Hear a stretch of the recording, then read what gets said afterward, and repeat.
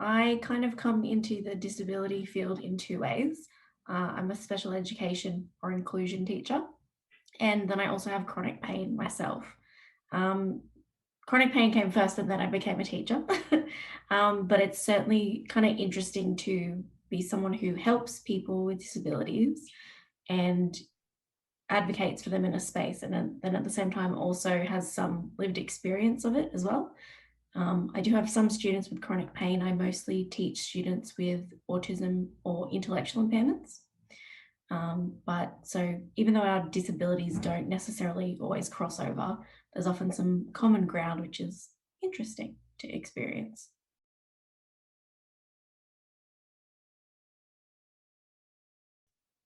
When I was studying to be a teacher, I had a prac at a special school, and I wasn't studying to be a special ed teacher at that point, but I fell in love with the students and the work that was being done in a special ed school. And I immediately was like, okay, I want to do that path. So I didn't actually graduate with a degree in special ed my first time. I went back and did a grad cert in special ed to kind of bump up my skills. Like a lot of teachers, we don't always necessarily start off in special ed, but we find ourselves there.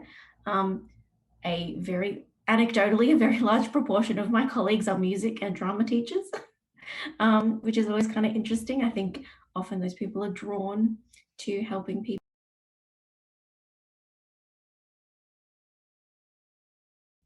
Yeah. So I'm the queen of kind of like, oh, we think we've got it figured out, but we're not quite sure. So we're just going to give you a bit of a vague diagnosis. So I have chronic nerve pain, and it's all centered around my pelvic area, bladder, things like that. It, we can't quite find the origin point, but really it is that I probably had painful periods. I might have adenomyosis, which is similar to endo. There's a lot of things that Mm, we can say I don't have, like I don't have endo, but I could have adeno. So mm, basically, mm, lots of chronic pain around those areas, and a few other kind of weird inflammation issues that don't really come to a proper conclusion. But nerve pain is mm, probably the biggest thing. Yeah.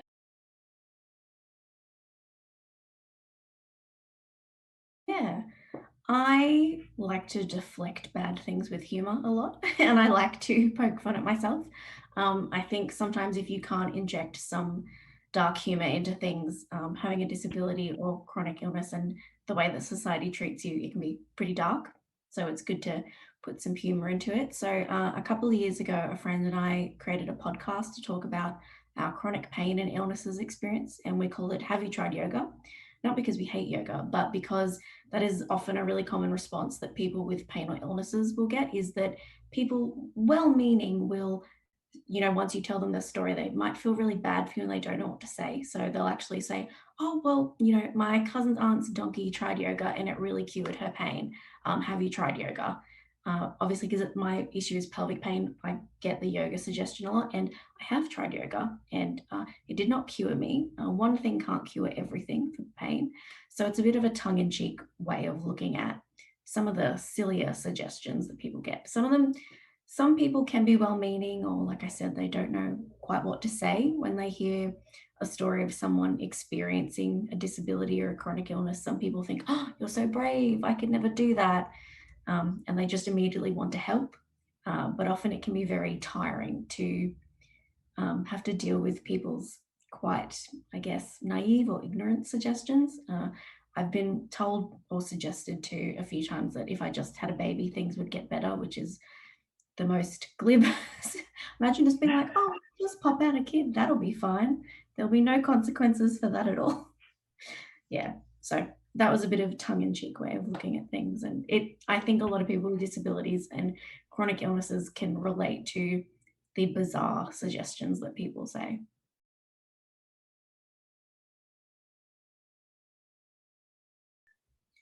I think being a part of Growing Up Disabled in Australia, the anthology, I think it has been a really exciting moment where we can see that people are listening to people with disabilities.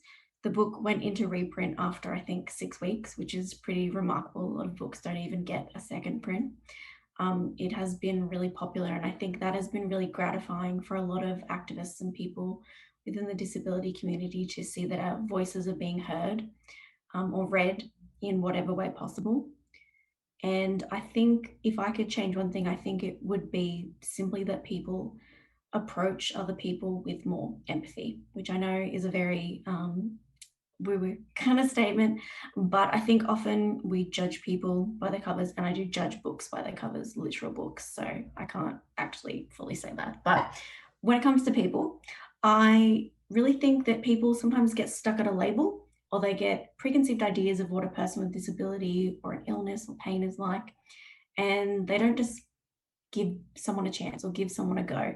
And it could be anything from thinking, oh, I can't help that kid, I don't have the proper skills as a teacher, to thinking, oh, well, I can't employ that person, they might have XYZ happen.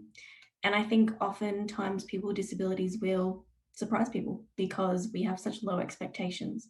So I think having high expectations and empathy for other people is really what I would change. I know that's very vague.